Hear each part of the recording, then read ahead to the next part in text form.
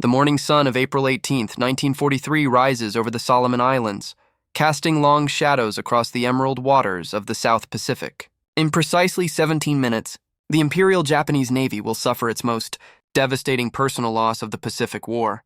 6 Elite Zero pilots, handpicked for the highest honor of their careers, are about to experience the most catastrophic failure in Japanese naval aviation history. This is not merely a story of an ambush. It is an examination of why 6 of Japan's finest fighter pilots flying the most celebrated aircraft of the Pacific Theater failed to protect the one man whose survival mattered more than any fleet, any island, or any battle.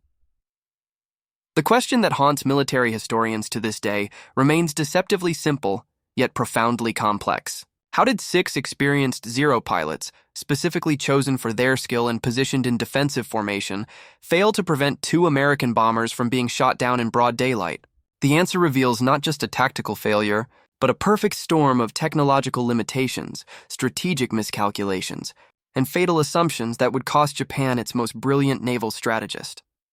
Today, we will dissect every element of this failure, from the technical specifications of the aircraft involved to the split-second decisions that sealed Admiral Yamamoto's fate. While history books chronicle Admiral Isoroku Yamamoto's death as a triumph of American intelligence and planning, few examine the Japanese perspective with the scrutiny it deserves. The 6 pilots who flew that day have been relegated to footnotes, nameless escorts who simply failed. But these were not ordinary pilots. They were combat veterans of the 204th Naval Air Group, men who had survived the meat grinder of Guadalcanal, who had faced American fighters dozens of times and lived to tell about it. Their failure was not born of incompetence or cowardice, but of systemic problems that plagued the Imperial Japanese Navy's fighter doctrine, problems that would only become apparent in the crucible of that April morning. The central question we must answer is not simply what happened, but why it was allowed to happen. Why did Japan's premier fighter aircraft, the Mitsubishi A6M30, piloted by some of the Navy's most experienced aviators, prove incapable of executing what should have been a routine protective mission? The answer lies in a complex web of technical limitations, doctrinal failures, and a fundamental misunderstanding of how aerial warfare had evolved by 1943.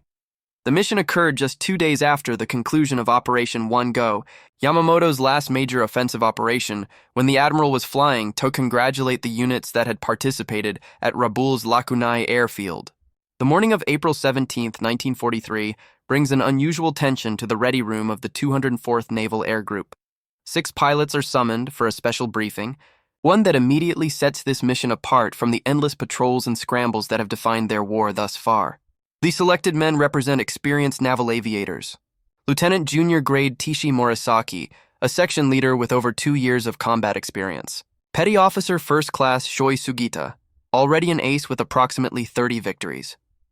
Chief Petty Officer Yoshimi Hidaka, a 20-victory ace whose tactical acumen has kept him alive through the bloodiest air battles over Guadalcanal.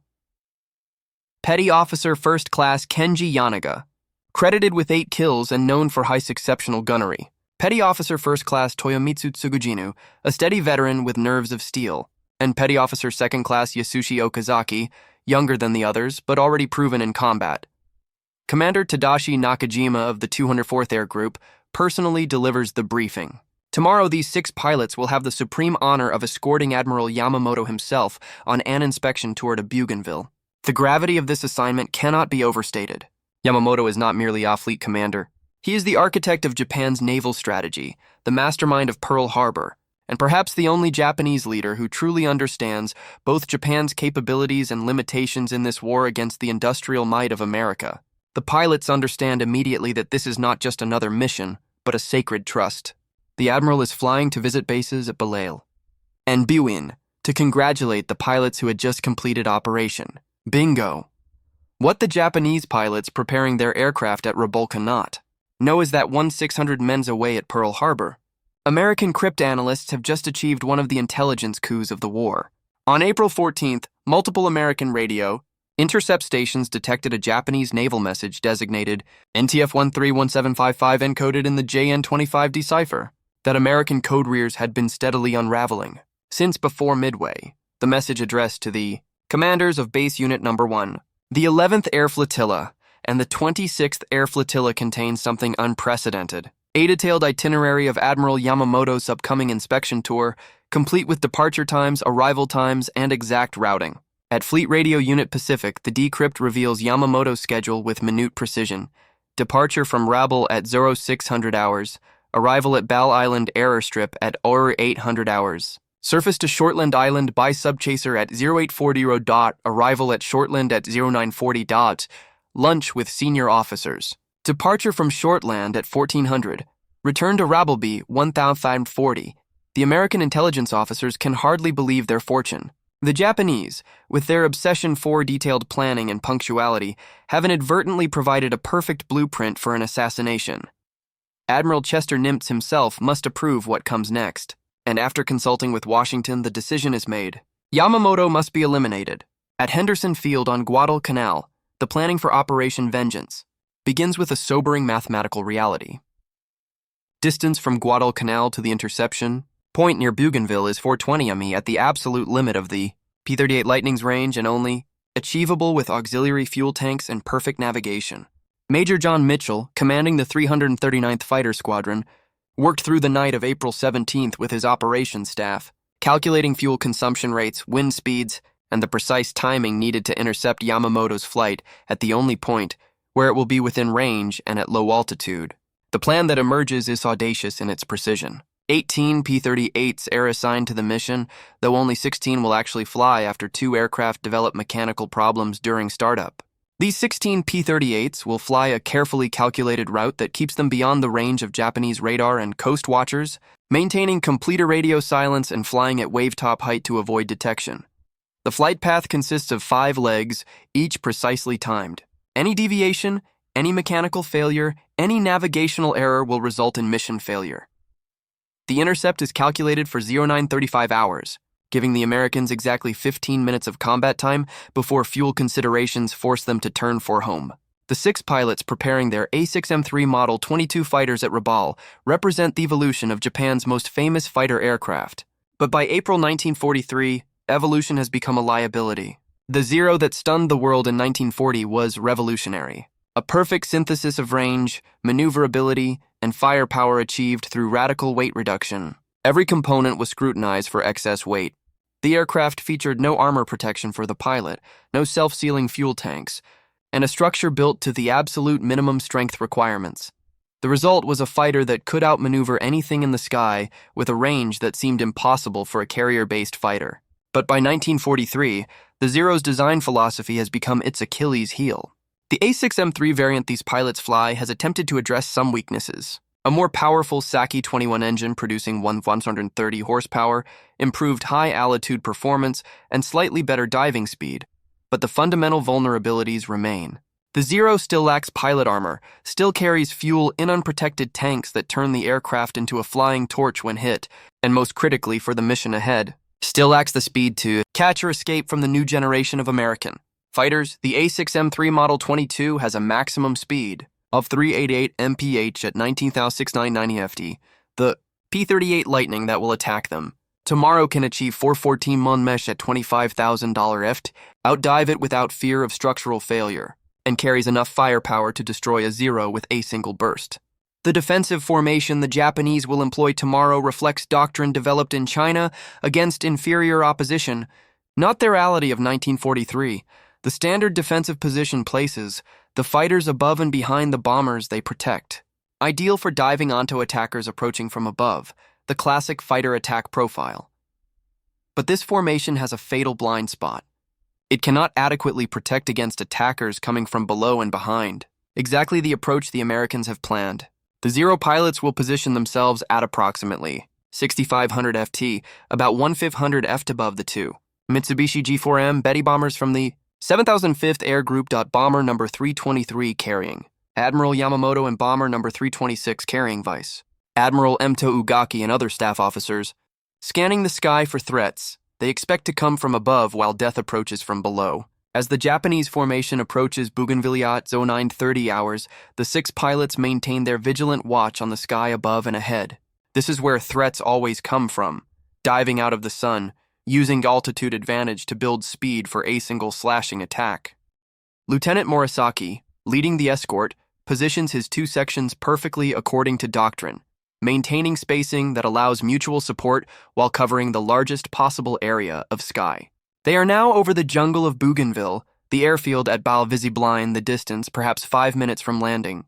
The most dangerous part of the journey is nearly over, but the threat does not come from where they expect. At 0934 hours, Mitchell's top cover flight spots the Japanese formation exactly where predicted. 2 bombers and 6 fighters in perfect formation, completely unaware of the 16 P-38s approaching from the south at treetop height. Mitchell keys his radio for the first transmission in over 2 hours. Bogies 11 mile high. Captain Thomas Lanier, leading the killer flight, cannot believe their luck. The Japanese are exactly on schedule, exactly where expected, and completely oblivious to the danger below. The P-38s jettison their drop tanks and begin their attack. What happens next occurs with such speed that participants will argue about the exact sequence for decades. The Zero escort, scanning Thesky above and the ocean horizon, fails to spot the olive-drab P-38 climbing from below until they are already within gun range. The American fighters painted in dark olive and gray blend almost perfectly with the jungle backdrop. A camouflage scheme developed specifically for the Southwest Pacific that proves devastatingly effective. By the time Petty Officer Yanaga, flying the outermost position on the right side of the formation, spots the approaching P-38s and shouts a warning. Lieutenant Rex Barber is already within 50 yards of Yamamoto's bomber, his finger on the trigger. Barber's attack is textbook perfect. Approaching from the bomber's 7-Takiru position below and behind where the tail gunner cannot depress his weapon enough to engage, he opens fire with all 450 caliber machine guns and his 20mm cannon. The concentrated firepower tears into the Betty's right engine, right wing rout, and fuselage. In his after-action report, Barber will describe seeing the bomber's right engine begin streaming black smoke and white vapor, oil and fuel as his shells find their mark. He continues firing as closes, shifting his aim to the left engine, seeing pieces of the aircraft's skin peel away under the impact of his rounds.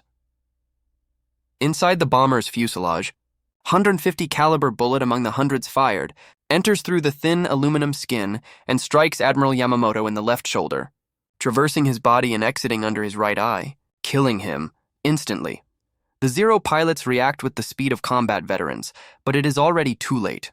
Lieutenant Morisaki rolls his fighter inverted and pulls through A-split S, diving toward the P-38s with his wingmen following. But they are starting from 2500 FT above and behind the action, a geometry that makes intervention impossible. The simple physics of acceleration and distance mean that even diving at full throttle, pushing their Zeros to the structural limits, they cannot reach the Americans before the fatal damage is done.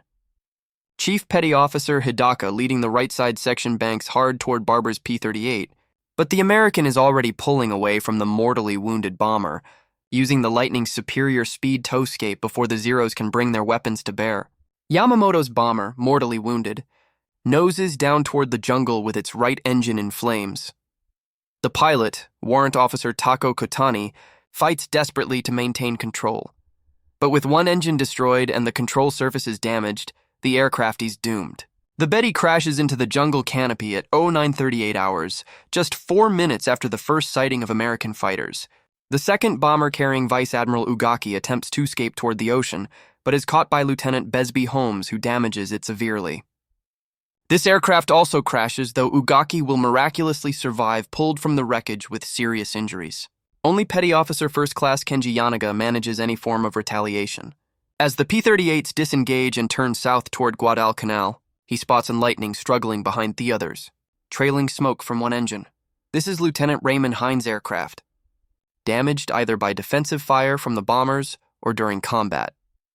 Yanaga pursues the wounded Lightning, closing to gun range and firing repeated bursts from his 20mm cannon.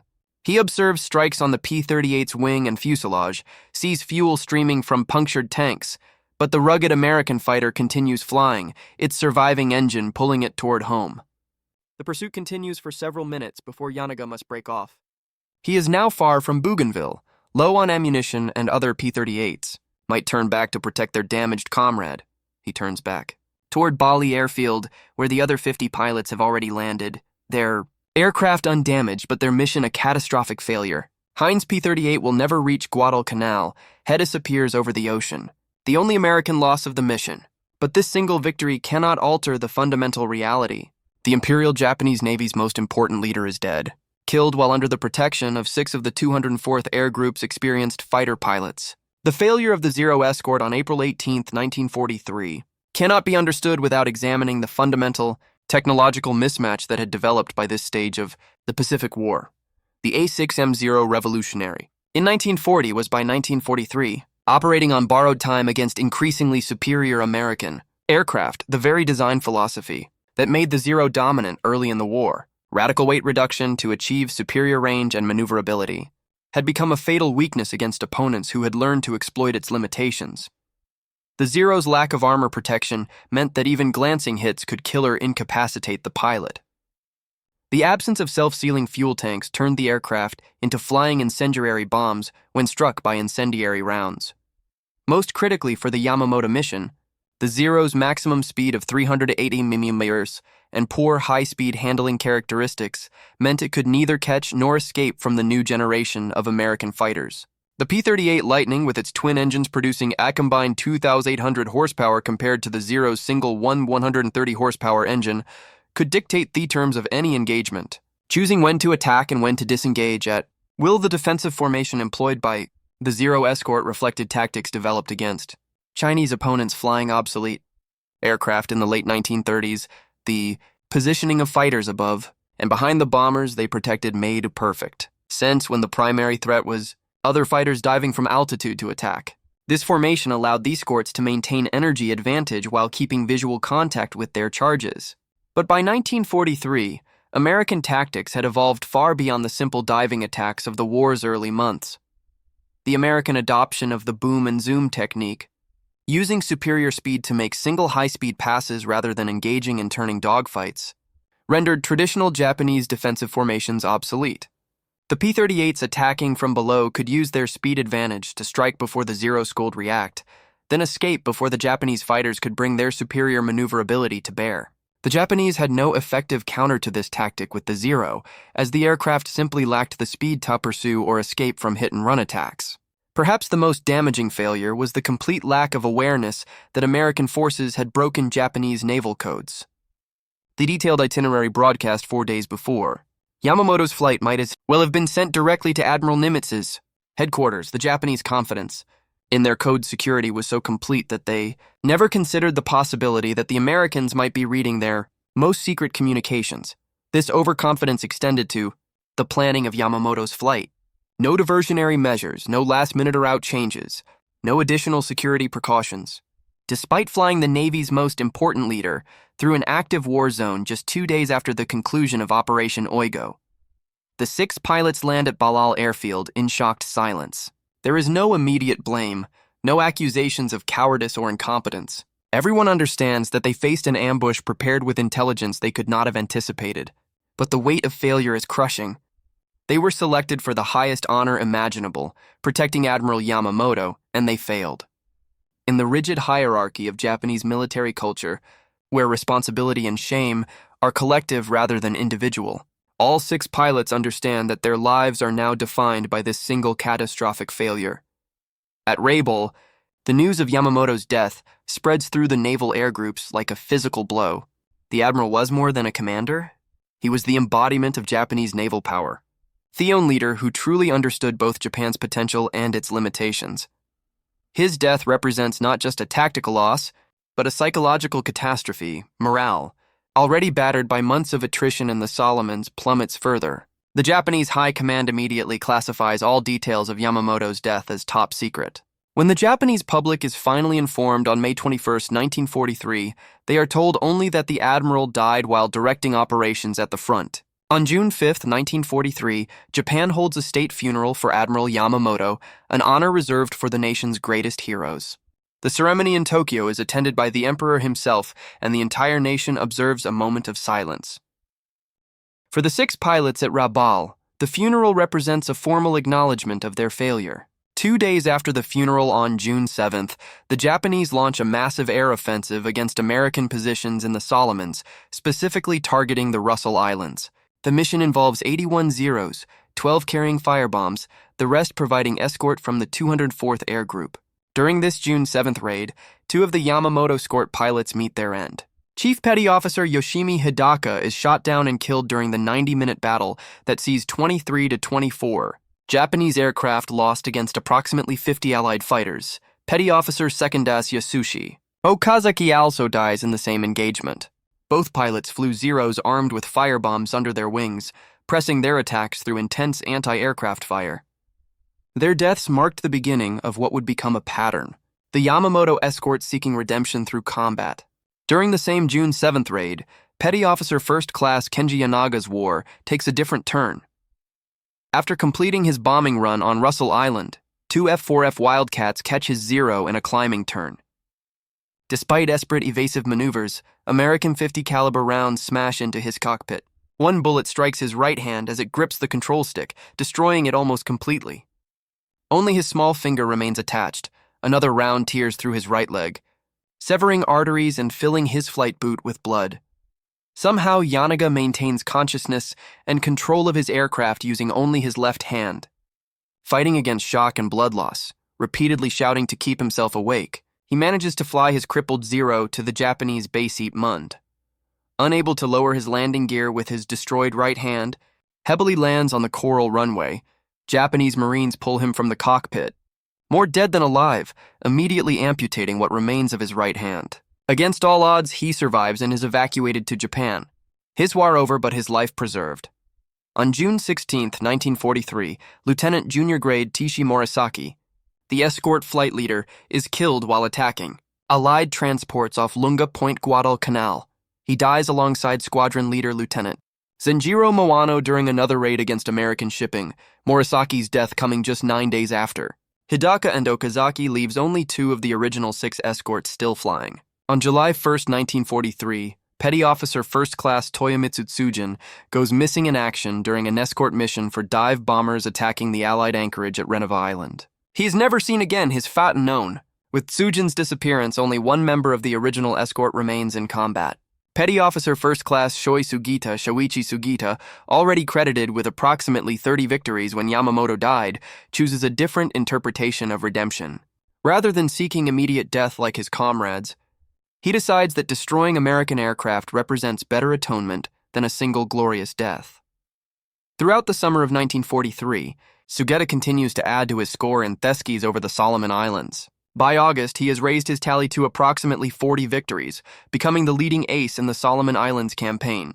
In August 1943, Sugita's first close call with death comes when Hizuro is caught by American fighters while attacking bombers. His aircraft is shit in the engine and catches fire. In an act that most Japanese pilots would consider shameful, Sugita bails out off his burning fighter, parachuting down into Japanese-held territory with severe burns. After treatment, he is evacuated to Japan for recovery, temporarily ending his combat career. By March 1944, after 7 months of recovery, Sugita returns to combat as a petty officer second-class with the 263rd Air Group in Guam. The Pacific War has shifted dramatically in his absence. The Americans have seized the Marshall Islands, neutralized True, and are preparing to assault the Marianas. In June 1944, his unit merges with the 2001st Air Group in the Philippines, which is reorganized as the first official kamikaze unit under Vice Admiral Takejiro Onishi. Shuga refuses kamikaze missions and is ordered back to Japan. In June 1944, Shuga participates in what the Americans will call the Great Marianas Turkey Shoot, the aerial component of the Battle of the Philippine Sea. On June 19th, Japanese naval aviation launches its largest carrier operation since Midway. Their assault is catastrophic. American fighters and anti-aircraft guns destroy over 300 Japanese aircraft. Shuga survives when his unit, the 263rd Air Group, is essentially annihilated. 6 aircraft attempt to escape to Guam, but are ambushed by F-6F Hellcats. 5 are shot down immediately. Sugita's Zero, hit repeatedly with navigation equipment destroyed, somehow makes it to a Japanese base on Rotor, the sole survivor of his entire unit. In January 1945, now a chief petty officer, Sugita joins the elite 3001st Fighter Squadron of the 343rd Naval Air Group at Kanoya Air Base in Kyushu. By this time, he has accumulated 70 officially credited victories. On April 15, 1945, almost exactly 2 years after Yamamoto's death, American carrier aircraft attack Kanoya. F-6F Hellcats from USS Independence and USS Randolph catch the 343rd Air Group during takeoff. Shuga's Kawanishi N1K2J Shidden Kai fighter is hit just as it becomes airborne, crashing just beyond the runway. He dies instantly at age 20, having survived longer than any other combat pilot from the Yamamoto escort, but never achieving the redemption he sought. In Japan, Kenji Yanaga undergoes a long recovery from his June 7, 1943. Wounds, the amputation of his right hand ends any possibility of returning to combat. Promoted to warrant officer and assigned as an instructor at Kasumigara Naval Air Station, he trains new pilots for the remainder of the war. When Japan surrenders on August 15, 1945, Yanaga is one of approximately 5,000 surviving Japanese naval aviators from the more than 25,000 who served during the war. After the war, Yanaga returns to Tokyo and finds work in a small trading company. For nearly 3 decades, he tells no one about his role in the Yamamoto mission. The burden of being the sole survivor of the escort remains a private shame he cannot share. In the mid-1970s, Japanese aviation historian Akira Yoshimura, researching a book about the Yamamoto mission, discovers through investigation that one escort pilot survived the war. He tracks down Yanaga, now in his 50s, working in Tokyo. Through multiple interviews, Yanaga's story emerges for the first time. The selection for the mission, the pride of being chosen, the formation over Bougainville, the devastating speed of the American attack, the impossible physics of intervention. Yanaga provides the first Japanese perspective on the mission's failure. He describes how the P-38s appeared from an unexpected angle at an unexpected time, how the Zero escort was positioned according to doctrine that proved inadequate, how the American fighters were faster and executed their attack with perfect timing. He emphasizes that it was nearly impossible to protect 2 bombers from 16 P-38s with only 6 Zero fighters. On April 15th to 17th, 1988, the National Museum of the Pacific War, Admiral Nimitz Museum in Fredericksburg, Texas, organizes a symposium commemorating the 45th anniversary of Operation Vengeance. 8 surviving American pilots attend, and through Japanese contacts, they extend an invitation to Yanaga. He accepts, making his first trip to America at age 68. Contemporary newspaper accounts from the Deseret News explicitly identify the lone Japanese attending the meeting was former Zero pilot Kenji Yanaga. During the symposium, Yanaga meets mission leader John Mitchell and presents him with a small handheld compass. He shakes hands with Rex Barbaran, the other American pilots. An official oral history interview is recorded on April 15, 1988. Now archived through the portal to Texas history. Video documentation captures panel discussions featuring Yanaga alongside American pilots including Frank Holmes, Louis K. Jack Jacobson, Douglas Canning, and Roger Ames. Yanaga lives another 20 years after the symposium, giving interviews and appearing in documentaries. He maintains that the failure to protect Yamamoto was inevitable given the circumstances, obsolescent aircraft, outdated doctrine, and facing an enemy who knew exactly when and where to strike. On February 29, 2008, Kenji Yanaga dies at age 88, the last witness to one of World War II's most consequential minutes, the failure to protect Admiral Yamamoto. April 18, 1943 was ultimately a failure of technology and intelligence rather than courage or skill. The Zero Revolutionary in 1940 was dangerously obsolescent by 1943. Its lack of armor, self-sealing fuel tanks, and most critically competitive speed made it incapable of countering American boom and zoom tactics.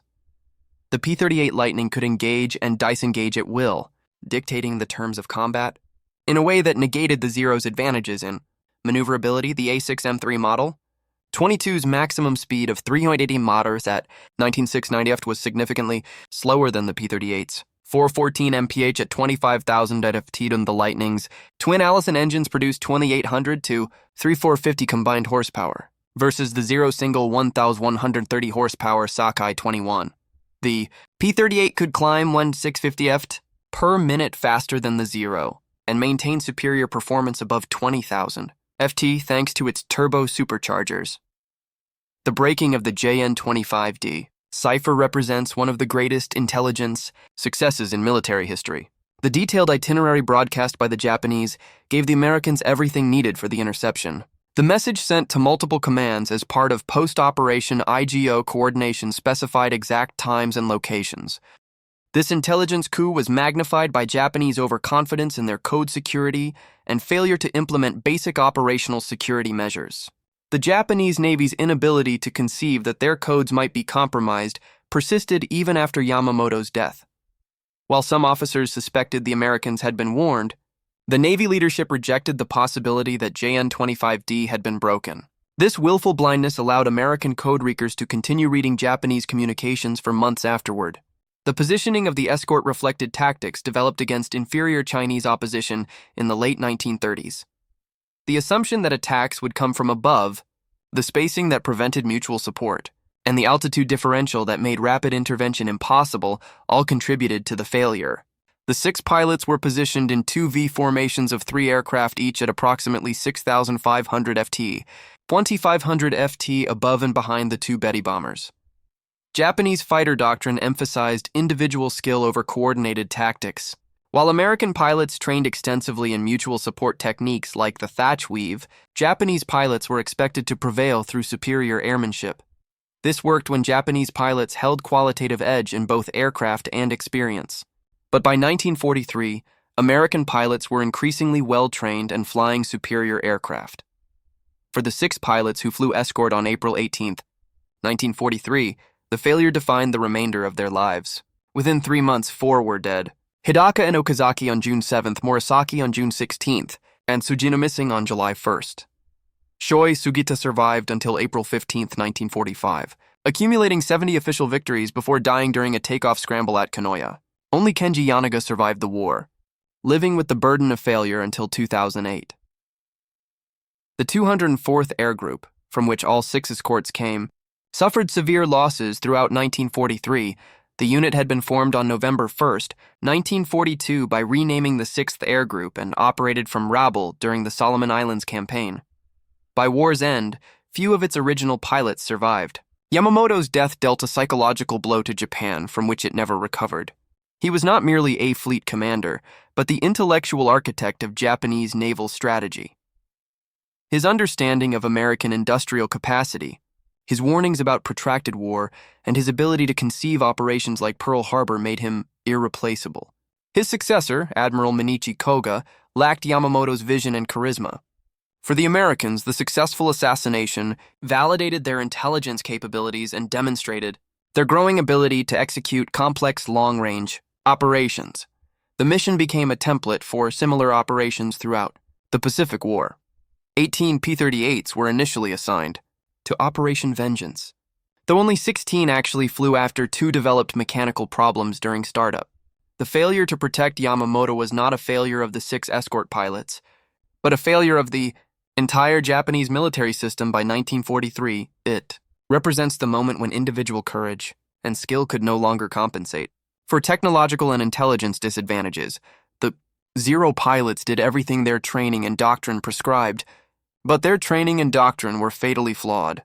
Could the 0 escort have saved Yamamoto if positioned differently? The harsh answer is probably not. Even if they had spotted the P-38 seconds earlier, even if positioned lower, the speed and firepower advantage of the American fighters was decisive. The P-38s needed only seconds to destroy the unarmored Betty bombers. The Zeros might have made the attack more costly, but they could not have prevented it. The history of why the Japanese pilots failed to protect Admiral Yamamoto is thus not merely a tale of a single mission gone wrong, but a microcosm of Japan's larger defeat in the Pacific War. It demonstrates how technological superiority, intelligence advantage, and tactical innovation can overwhelm traditional military virtues like courage, skill, and dedication. The 6 pilots represented experienced naval aviation, but by April 1943, experience was no longer enough. The mission occurred at the culmination of Operation Wigo, Yamamoto's last offensive that claimed to have sunk 1 cruiser, 2 destroyers, and 25 transports while destroying 175 Allied aircraft. Actual Allied losses were approximately 25 aircraft and several ships. The operation involved concentrating 350 aircraft, including carrier planes from Zukaku, Zuho, Juno, and Hio for strikes between April 1st and 16th. 1943 Japanese losses totaled 55 aircraft. Yamamoto was flying to congratulate the units that participated in Operation Igio when American intelligence, having broken the JN-25D code, learned of his exact itinerary. The precision of American planning. 16 P-38s navigating 420 meter, and radio silence to arrive at exactly 0935 hours represents the evolution of American capabilities by 1943. The wreckage of Betty Bomber No. 323 remains in the Bougainville jungle, a memorial to Admiral Yamamoto and his staff. The 6 pilots who failed to protect Himare remembered primarily through Yanaga's testimony. Their failure deserves consideration, for it encapsulates the tragedy of the Imperial Japanese Navy in the Pacific War. Skilled warriors undone by technological inferiority, doctrinal rigidity, and intelligence failures. Kenji Yanaga died on February 29, 2008 at age 88, the last witness to one of World War II's most consequential minutes. With his passing, the story of the Yamamoto escort passed from living memory into history, but the lessons remain relevant. The danger of technological complacency, the importance of intelligent security, the need for doctrine to evolve with circumstances, and ultimately the limits of human courage in the face of systematic disadvantage. The 60 pilots who flew on April 18, 1943, were not failures. They were men asked to do the impossible, and their inability to achieve it marked not their inadequacy, but the beginning of the end for Imperial Japan. They flew obsolescent aircraft, followed outdated doctrine, and faced an enemy who knew exactly when and where to strike. Their story represents one of the Pacific War's most poignant tragedies. Warriors defeated not by lack of courage but by the changing nature of war itself.